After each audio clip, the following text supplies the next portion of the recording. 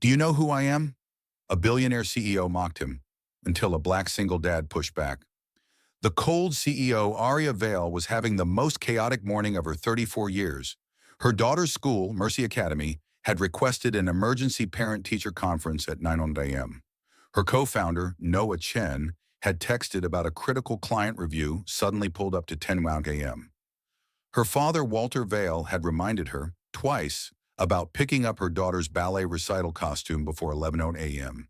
Single parenthood felt like juggling knives over a bonfire. Arya snatched her daughter's forgotten lunchbox off the kitchen island, swept her presentation folio under one arm, and tried to collect the last scraps of her sanity while bolting out of their small brownstone in Boston's South End. "Mom, my homework folder," 8-year-old Ivy called from the car. Arya froze in the doorway, exhaled through her nose, and sprinted back. "I've got it," she said, snatching the purple folder from the dining table. 8:47 a.m. Mercy Academy was 15 minutes away.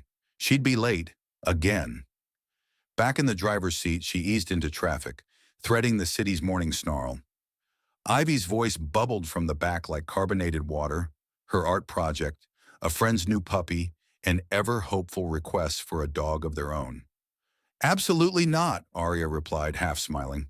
"We barely kept a goldfish alive." At a red light along Commonwealth Avenue, her phone lit up on the console. Client moved to 9:30. A blessing and a curse. She could make the meeting, or the conference, not both. The light turned. Arya accelerated, mind still triaging the day's disasters. And the sickening crunch of metal on metal swallowed every thought.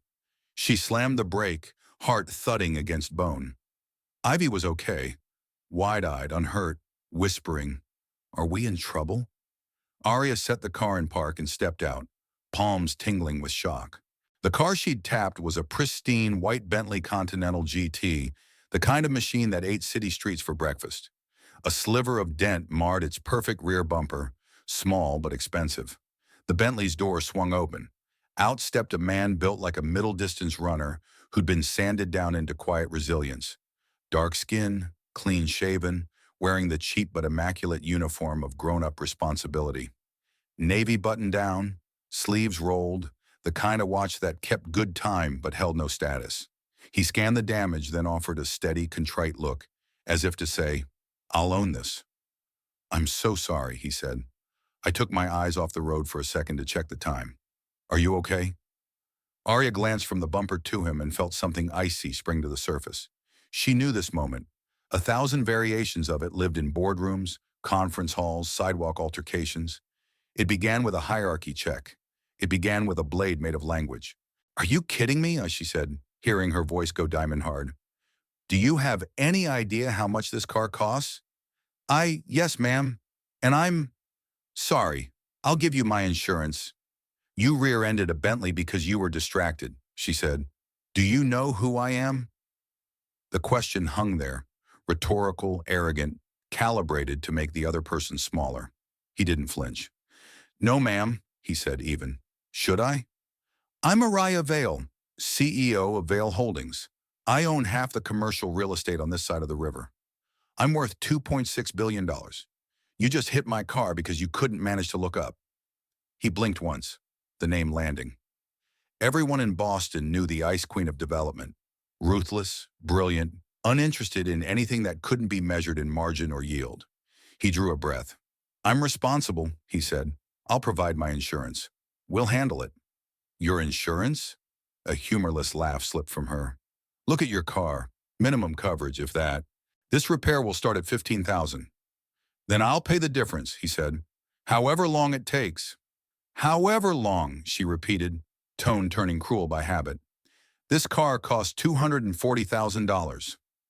He didn't look at the Bentley. He looked at her. "I said I'll make it right." "Make it right? With what money?"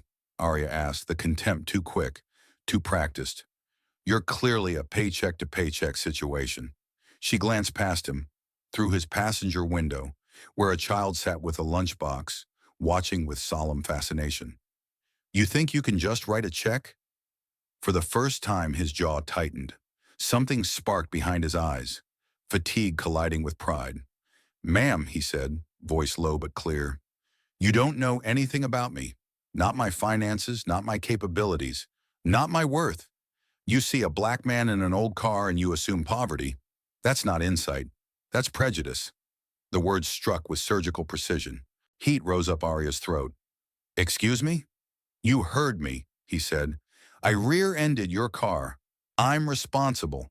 But the contempt, the do you know who I am routine, the assumption I can't handle it, has nothing to do with facts. It has everything to do with arrogance. The air around them sharpened. Arya could feel the old armor cinch tighter. How dare you speak to me like... How dare I say what's true? He pulled a card from his wallet and held it out. She took it on reflex. Jalen Mercer, AIA Mercer, and Chen Studio. Principal architect. Architect. Not delivery driver. Not gig worker. Not a stereotype. Her eyes flicked to the fine print. Jamaica Plain studio address. He nodded toward the child in the back seat, his daughter, she assumed, and offered a short, formal bow of the head. You'll hear from my insurance and my lawyer, she said, retreating into script. I'll be ready, he replied, and returned to his modest sedan. He checked on his daughter. You okay, Star? And drove off, signal blinking perfectly before he merged.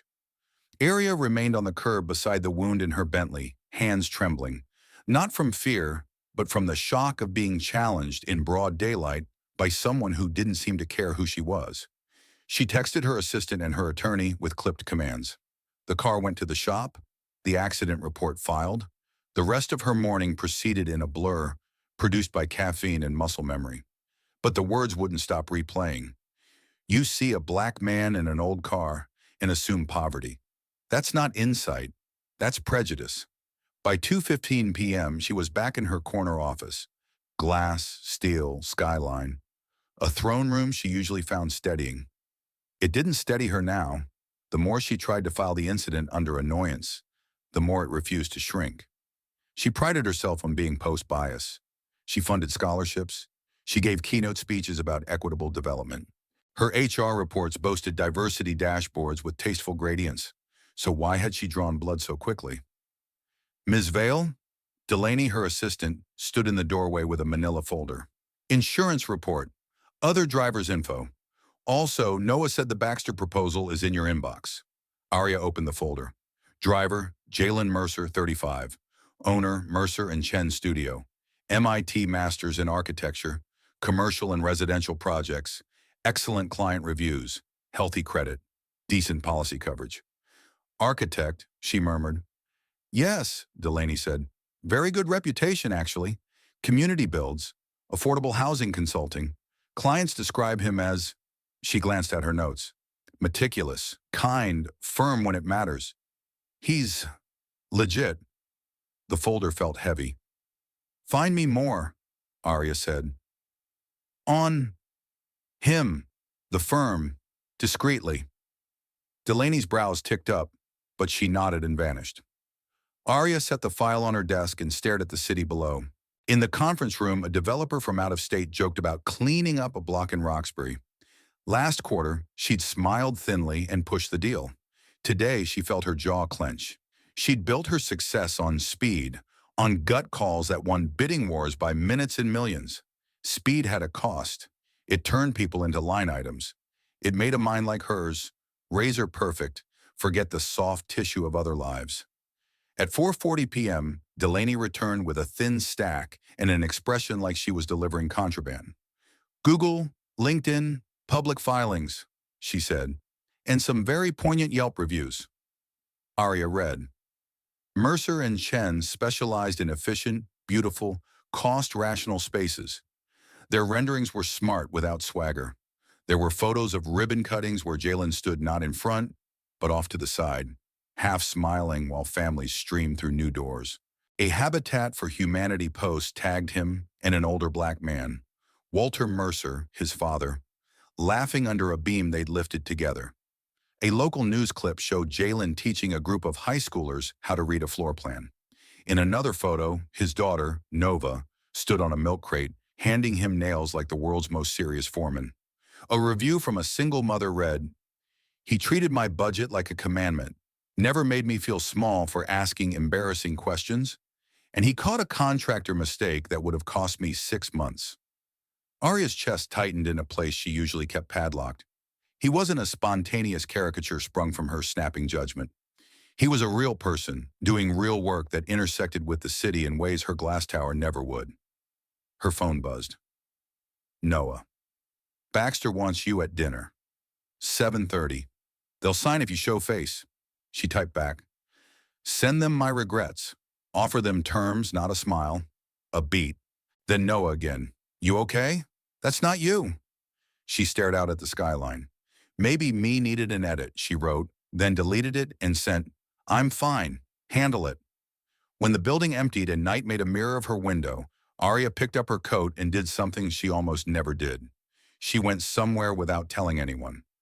Jamaica Plain wore dusk like a denim jacket. She found the address from the insurance file and parked a block away, suddenly absurdly aware that her backup car, a Mercedes, still announced who she was. The sign over the door read, Mercer and Chen Studio, in hand-painted letters. Inside, exposed brick and soft lamps. A receptionist, young, with a nose ring, looked up. Hi, Arya said, voice not quite fitting in her throat. I don't have an appointment. I need to speak to Mr. Mercer. About a project? The receptionist asked. About a mistake, Arya said. Something in the answer changed the receptionist's face. One moment. She buzzed the back. A minute later he appeared. Rolled sleeves, pencil behind one ear, fatigue softened by purpose. In the warm backlight of the studio, he looked less like the calm stranger who dressed her down on Commonwealth Avenue, and more like exactly what his reviews suggested, the person people trusted with their dreams. Ms. Vale, he said, surprised, but that steadiness never left his voice. He glanced past her. No entourage, no lawyer, then stepped back. We can talk in my office. His office was controlled chaos. Drafting tables, coffee rings, a wall pebbled with Polaroids, families in front of finished porches, teenagers in hard hats, Jalen and his father hoisting a crossbeam, Nova at a site, hair in braids, grinning like she'd invented sunlight. Nice space, Arya said, futilely smoothing her jacket as if it could iron her conscience. Warm. That's deliberate, he said. Cold rooms kill ideas. He gestured to a chair. What can I do for you, Ms. Vale? She had given 100 apologies in her career, each one strategically shaped, legally sanitized, and delivered through a spokesperson. She had never done this. There was no script for the thing her brother had always accused her of lacking, and the world never demanded: humility. I came to apologize, she said. The words trembled as they left. For the accident, yes, but more for how I spoke to you, for the assumptions I made when I looked at your car and decided your life. That was, she searched the room, then his face. That was prejudice. I was wrong. Silence. Not a cruel silence, an honest one. The kind that checks if a person means what they say. Thank you, Jalen said finally. Apology accepted. The relief was almost painful. Just like that? You were sincere, he said. Life's too short to hoard grudges, and I've got to get my kid to bed before she mutinies. A laugh stumbled out of her, surprised at its own existence. Ivy is the same, she said, an adorable tyrant. Parent-teacher conference, he asked. She winced. Tomorrow morning. We're in the same storm, Ms. Vale, he said, and the gentleness in it went deeper than any polished empathy she'd ever bought. Just different boats. Arya, she said, if we're telling the truth. He nodded. Jalen. She looked at the Polaroids again. You build homes for people who thought they'd never have one. I design with them, he corrected. It's their home. I just translate. He could have left it there, collected his points and ushered her out. But he didn't. He poured her a paper cup of awful coffee like it was a ritual he offered to all who crossed the threshold. Welcome to the human pace of things. Can I ask? She hesitated, not used to asking anything without leverage behind it. How do you do what you do and not burn out? I do burn out, he said, but I aim at something bigger than me, and I move at the speed of trust. That helps. Adib, bigger than you, she repeated, the phrase feeling foreign and luminous at once. She told herself she'd go then, that she'd done what she came to do. But a gravity had opened between the life she'd built and the one hanging on his wall, the one held together by laughter and hammered nails and a girl on a milk crate handing her father a handful of bright metal. He walked her to the front. The receptionist waved. The studio door side shut behind her. On the sidewalk, night air shocked her lungs with its unfiltered honesty. On the drive home, she didn't turn on music. She let the narration in her head keep going, the one she'd muted for years. What are you building? For whom? And at whose expense? At a red light, she caught her reflection in the windshield. Arya Vale, immaculate and alone, and unprompted, imagined a different photograph on Jalen's wall. Herself in a hard hat, the edges of her power sanded down by sweat and sawdust, a child's paint-smudged hand pressed trustingly into her palm. At home, she found Ivy drowsing against Walter's side on the couch, a documentary flickering. Her father muted the TV, read her face instantly, and arched one gray eyebrow. "You collided with more than a bumper today," he said softly after Ivy was tucked in. Arya started to protest. Habit, then stopped. "I did," she said. "And the other thing was me." Walter smiled, the kind that forgives in advance. "Then it might be the luckiest accident you've had." She slept badly. Not from shame, that would have been easy, but from the tremor that runs through an edifice when the owner admits a foundational crack. She didn't know yet that a challenge thrown at a stoplight would reroute her life, that the man she'd tried to make small would teach her how to be human again. At 6:10 a.m., she brewed coffee and wrote an email to Noah. "Put a pin in Baxter. I want to revisit our community metrics before we add square feet. Also, get me everything Mercer and Chen has ever done on affordable builds. I want to learn how they do it. It wasn't penance, it was hunger." At 8:41 a.m., she and Ivy rushed out the door for the conference. On the sidewalk, a neighbor across the street juggled a toddler in a trash bag and a broken stroller wheel. Arya's feet stopped moving before her brain decided. She crossed, took the trash, held the door of the building, waited while the mother wrangled the stroller through. "Thank you," the woman panted. "You're a lifesaver." "Not yet," Arya said, and surprised herself with the thought that maybe she wanted to be. In the car, Ivy buckled herself and regarded her mother with that unsettling kid omniscience. "You look different," Ivy announced. "How so?" "Not your hair," Ivy said. "Inside." Arya gripped the wheel, the tiniest laugh escaping. "Maybe I am." She pulled into traffic, the city already busy welding its money to its myths. Somewhere across town, Jalen Mercer was tying his daughter's shoelaces, packing 2 lunches, scribbling a note that said, "You've got this," on a post-it stuck to a math worksheet.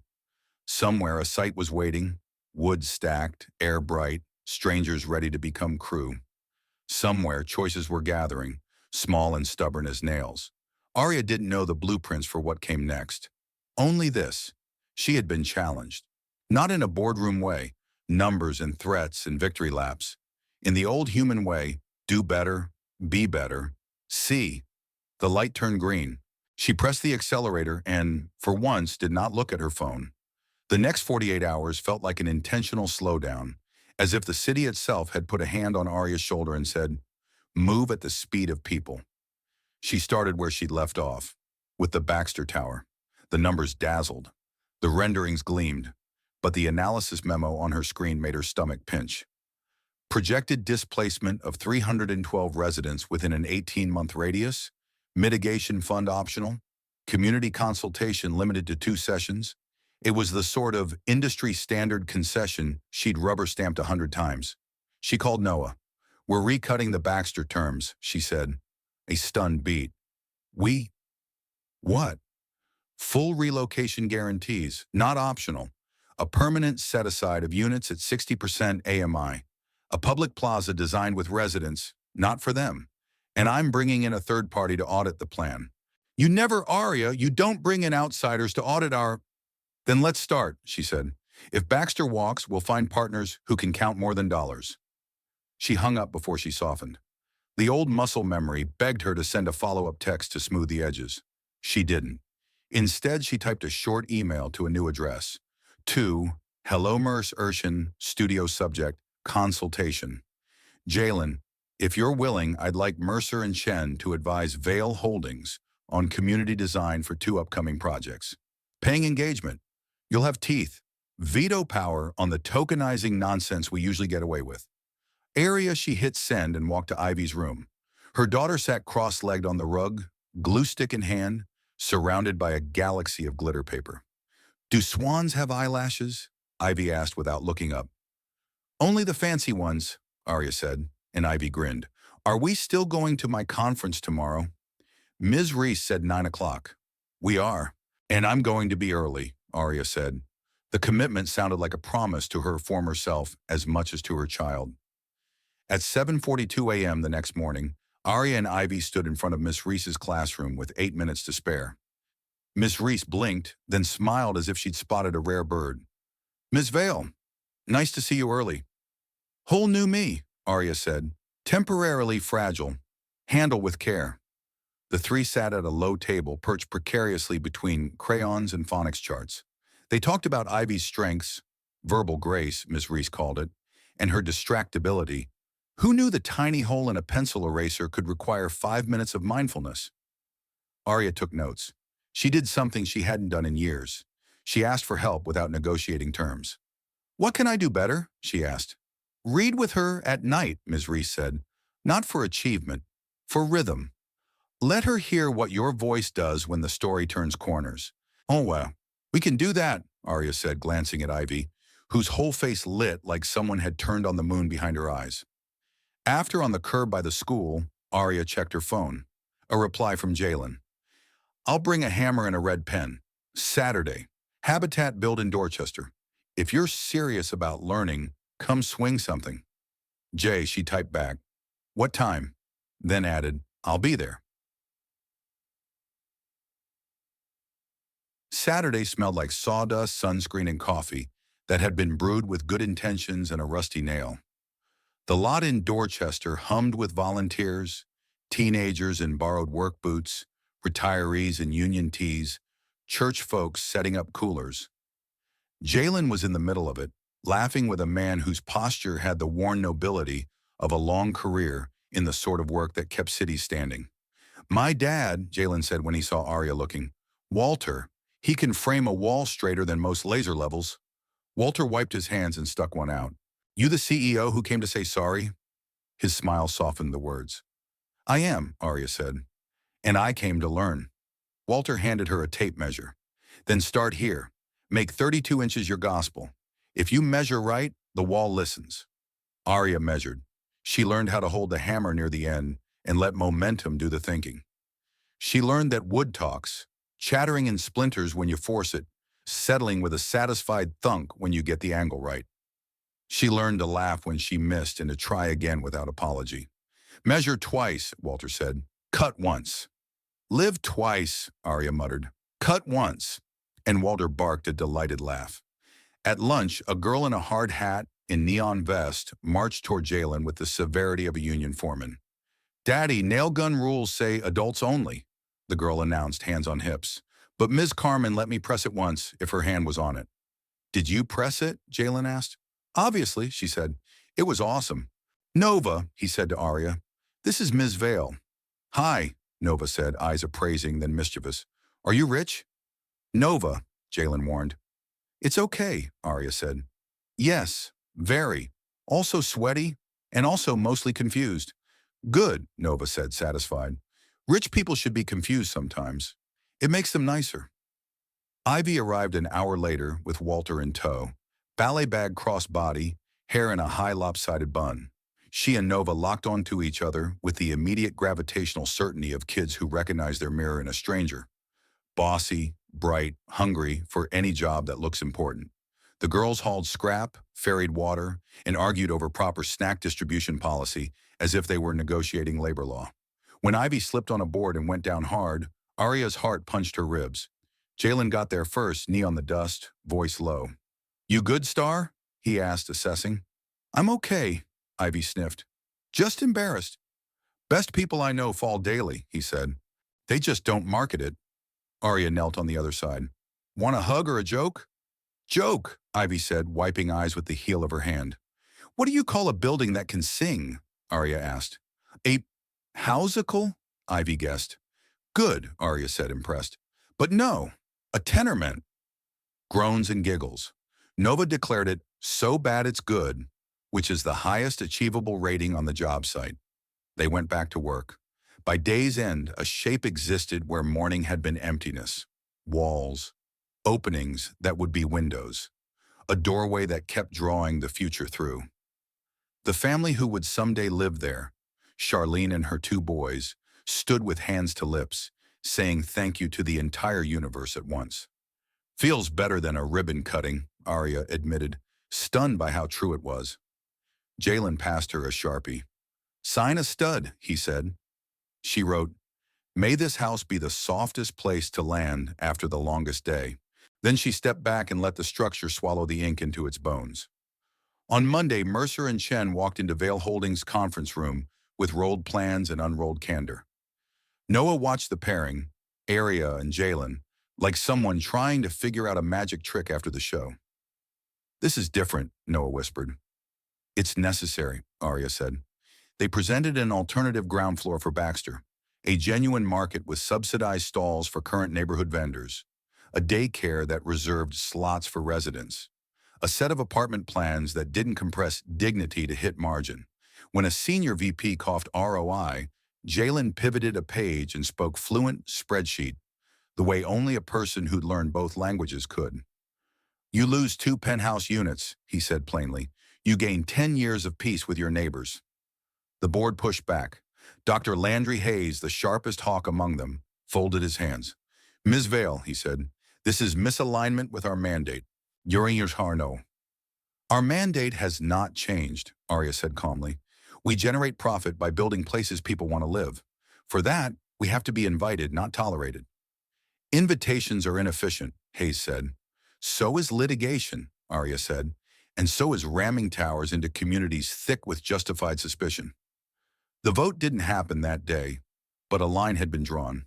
Afterwards, as the room emptied in a hurricane of expensive cologne and polite hostility, Noah touched Arya's sleeve.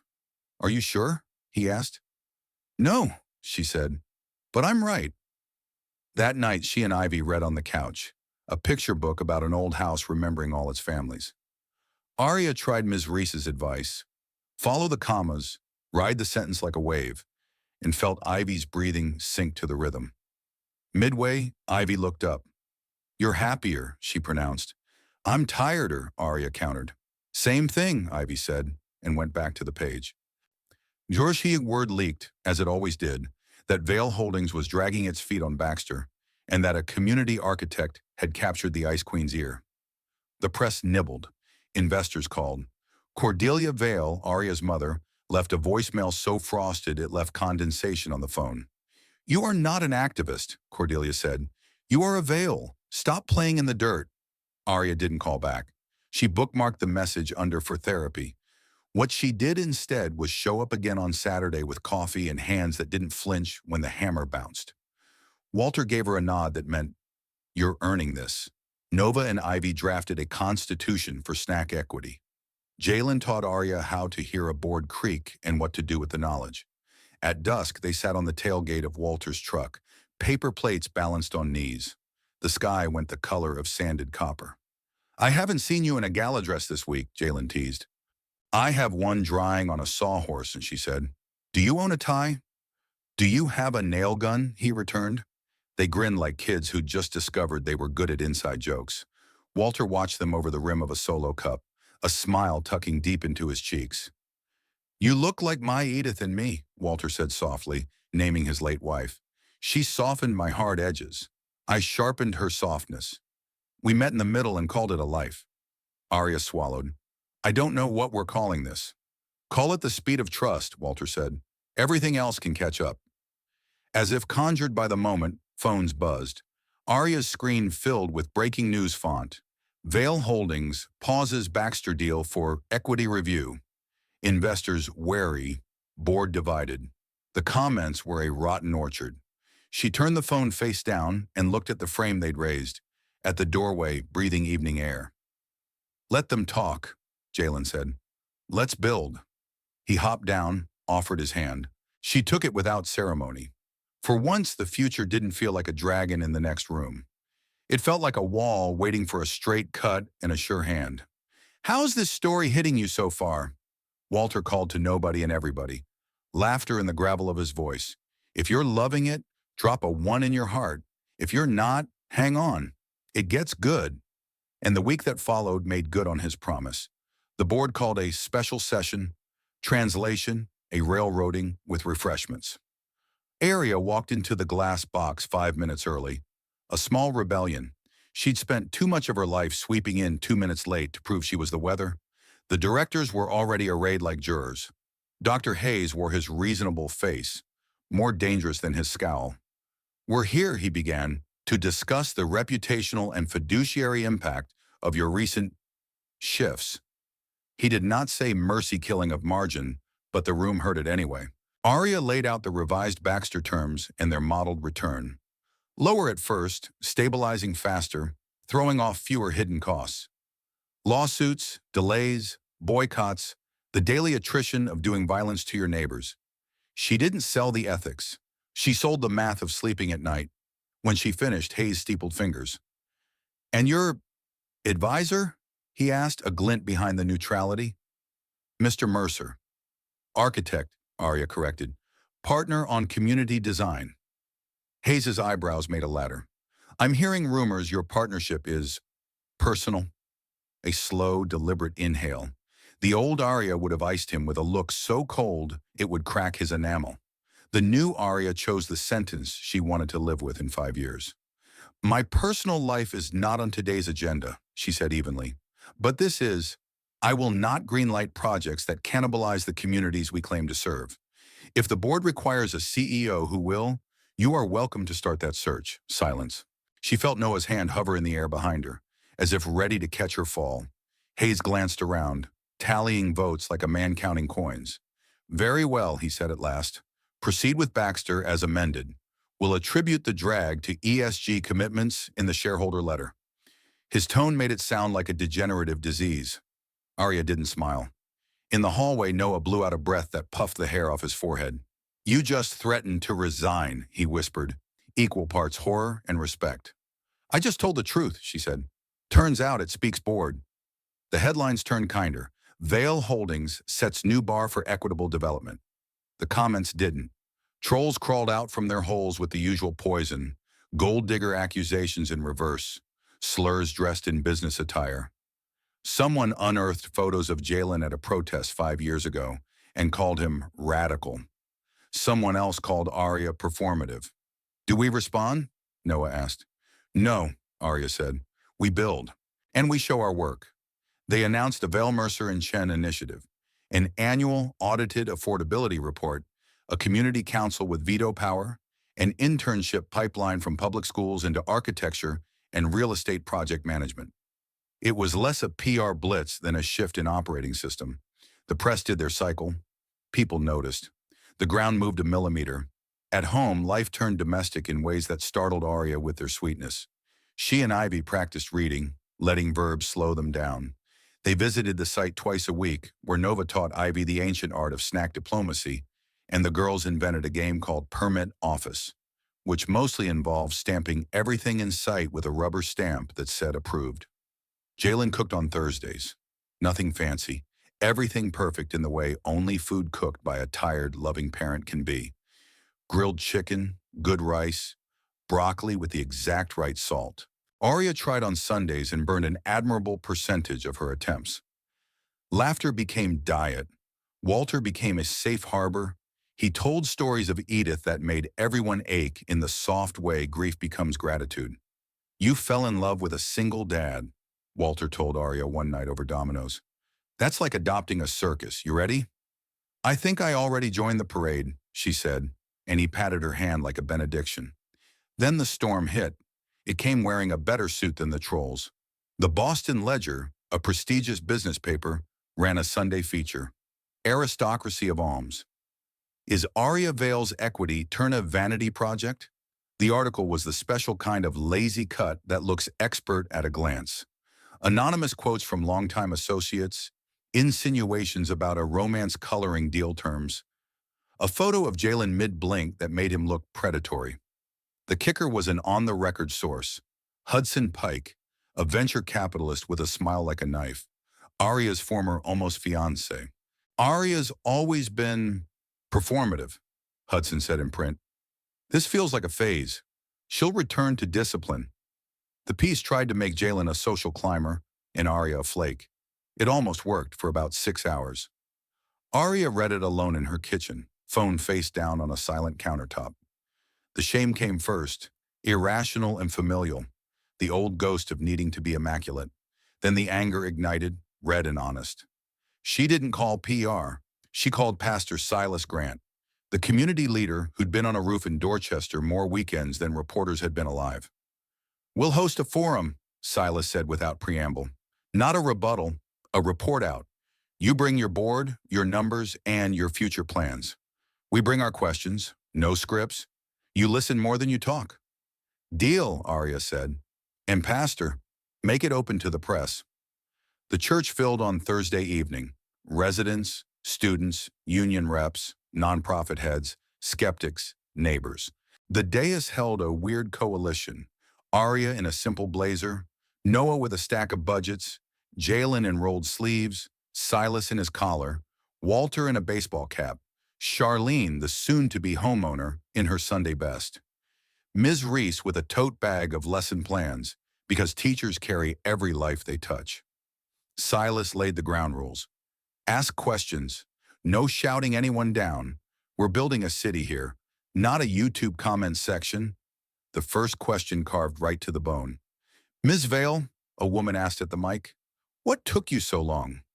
"I was fast at the wrong things," Arya said, and the room made that noise crowds make when an answer arrives unarmored. "I treated human costs like a rounding error. Then I met someone who made me slow down and look. I'm late, but I'm here." Applause started then, not a riot, the other kind, the ones people do when relief meets restraint. An older man asked Jalen, "What if she leaves? What if y'all break up and our leverage evaporates?" "Then we'll still have contracts," Jalen said, tapping the documents. "We made sure the scaffolding is bigger than us. And also, no offense, Miss Vale, this city survived mayors and moguls. It'll survive us. But we're trying to make it better while we're here." A teenager with a nose ring, Arya's receptionist by night, asked about internships. Noah handed her a printed application with a grin. Ms. Reese asked whether the daycare would pay teachers what they're worth or just the minimum that keeps a license. "Above worth," Arya said without a beat. "No daycare, no workforce. No workforce, no city." Hudson appeared at the back. Of course he did, leaning in the doorway as if waiting for a cue. He didn't get one. The story had moved on without him. By the time the church basement served coffee, the narrative had flipped. The Ledger issued a tepid editor's note the next day. Ms. Vale's public forum clarified several points. Social feeds filled with clips of Arya saying I was wrong and the crowd humming in approval like a living thing. The board, begrudgingly, voted to adopt the community council policy company-wide. Hayes did not send flowers. In the quiet after the fight, Jalen and Arya sat on the studio floor amid scattered trace paper. The girls were asleep upstairs at Walter's, probably plotting a snack coup in their dreams. "You did something I don't see powerful people do," Jalen said. "You didn't flail, and you didn't hide.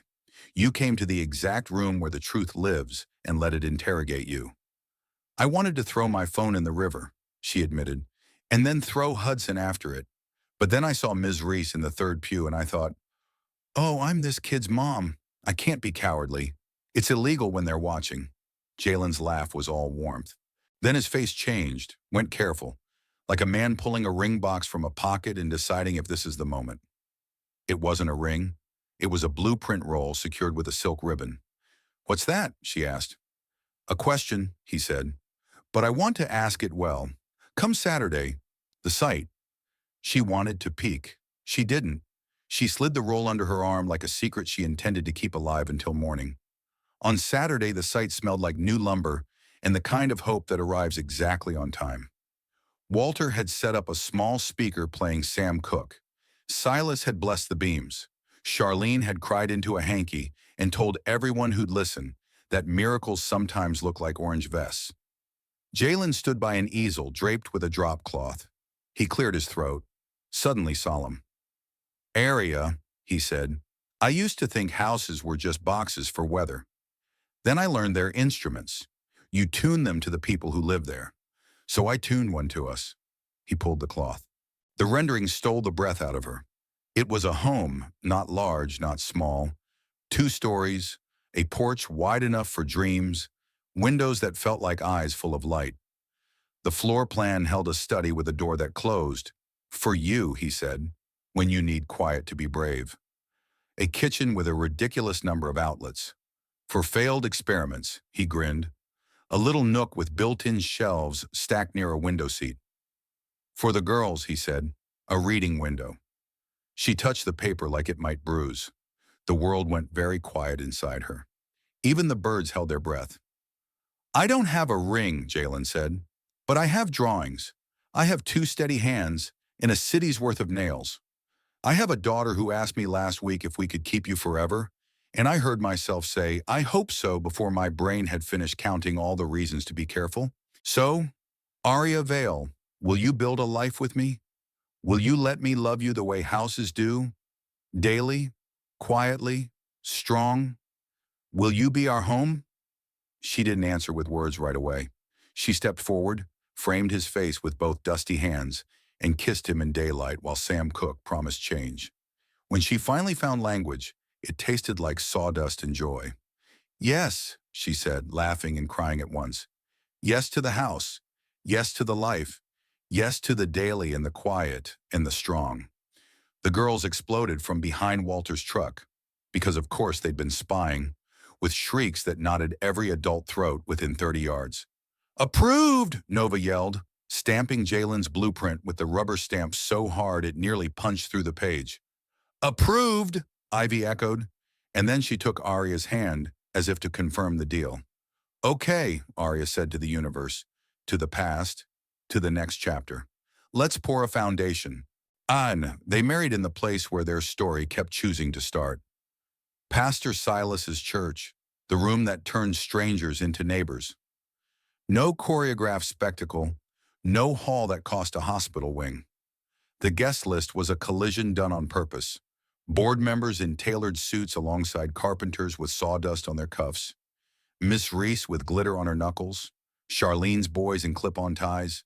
Walter in a blue suit that had seen baptisms and graduations, and one funeral he still talked to at night. Cordelia came, late, tense, pearls pinned like armor. She sat with her back straight and her mouth softer than Aria had expected. During the hymn, Aria felt her mother's hand hover an inch from her shoulder, then land. It wasn't a full absolution, it was a beginning. Silas's homily was short and truer than most contracts. These two met at a crash, he said. They decided to become each other's seatbelt. That's as holy as anything I know. Jalen's vows used no poetry beyond the kind that lives in daily verbs. I promise to be on time for the life we're building, he said, to fix the hinge and the mood, to say I'm sorry before the drywall dust settles. Aria's vows were the map she wished she'd had at 25. I promise to move slower, she said, voice steady, to count people first, to let the hard parts change me instead of hardening me, to make our table long and our door open. Ivy and Nova carried the rings on a piece of scrap wood they'd sanded and shellacked with Walter's help. When Aria slid the band onto Jalen's finger, the girls whispered the same word in stereo, approved, and the whole church laughed like a bell. After they ate in the church hall, baked ziti from the ladies, barbecue from down the block, a cake so good it made enemies reconcile in line. Hayes lurked near the punch bowl like a man reconsidering his villain origin story. Noah danced with Miss Reese. Cordelia and Walter argued amiably about baseball like they'd been doing it their whole lives. Hudson texted an apology that read like a press release. Aria did not reply. In the months that followed, the house rose in sections: footings, framing, sheathing, shingles. Its bones learned their positions. Jalen taught Ivy to read a level. Aria taught Nova to write emails that got answers. Walter taught everyone the precise art of the porch sit. 30 minutes in the evening, phones asleep, hearts awake. Vale Holdings changed too. Not overnight, not everywhere, but enough that junior analysts started whispering, We ask different questions now. The community council vetoed a poorly conceived plaza and replaced it with a park whose benches faced each other, on purpose, at the insistence of a grandmother who said, "I come here to talk, not to rest my back." The internship pipeline produced its first class of scrappy miracles. Kids who'd never seen their names in serif fonts now wearing hard hats with their initials stenciled on the brim. The Baxter ribbon cutting was crowded and unpretentious. Charlene's boys ran mock races through the courtyard while a saxophonist warmed the bricks.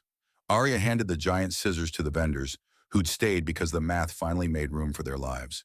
When the cameras asked for a quote, she chose plain speech. "We can build profit or we can build places worth the profit," she said. "We're trying to do both. Hold us to it."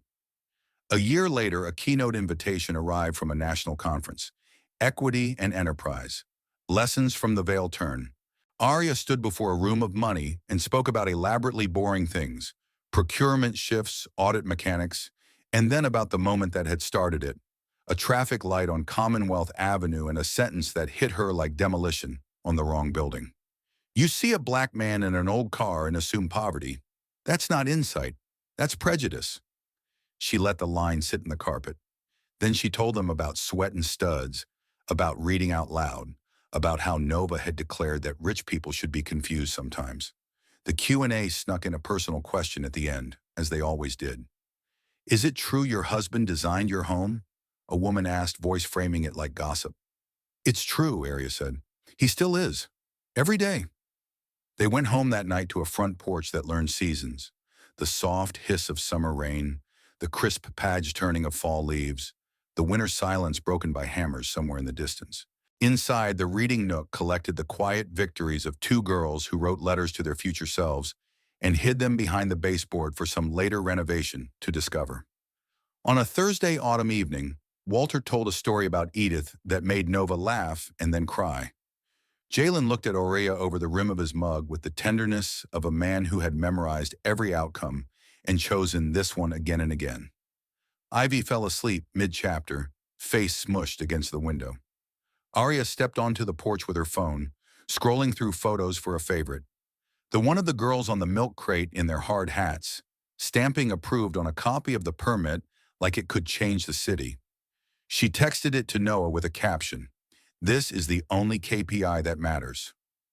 The porch light hummed. The street exhaled. Somewhere a siren wailed and then hush returned, city as lullaby. "Remember the day we met?" she asked Jalen, settling beside him. "When I thought the most important sentence was, 'Do you know who I am?'" "I remember the day you learned the better one," he said.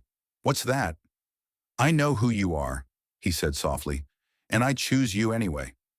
She let the words soak all the way in. They felt like a house, frame, roof, shelter.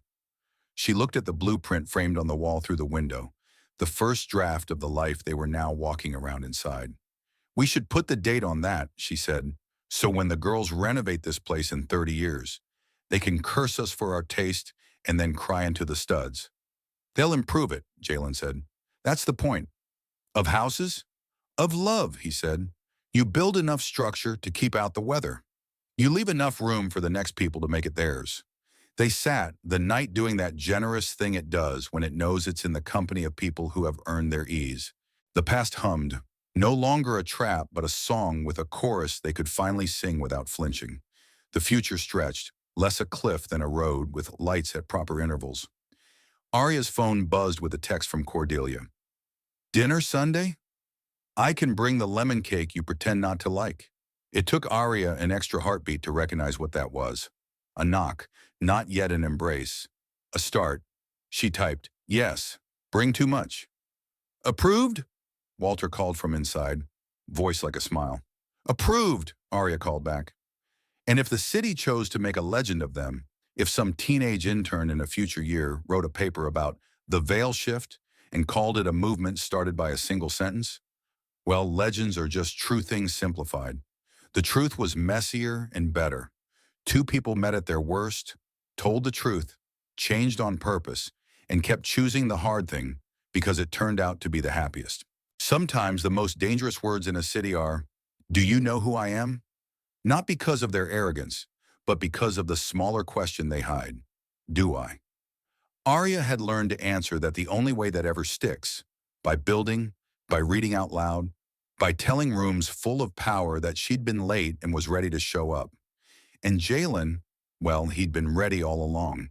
He'd been doing the slow work, hammer by hammer, making a habit of dignity. He'd thrown a challenge across a dented bumper and then, crucially, offered his hand. When Ivy asked at bedtime what the moral of their story was, a very Ivy thing to require from real life, Arya kissed her forehead and said, "Measure twice, cut once. And if you cut it wrong, say sorry and try again." Nova added from her palette on the rug, "Also, rich people should be confused sometimes." Jalen nodded solemnly. "And architects should always carry snacks." Walter turned off the light and said into the darkness, like a benediction, "Approved. If you made it here, drop a silent 1 in your heart. If you didn't, that's okay. The house will be waiting when you're ready.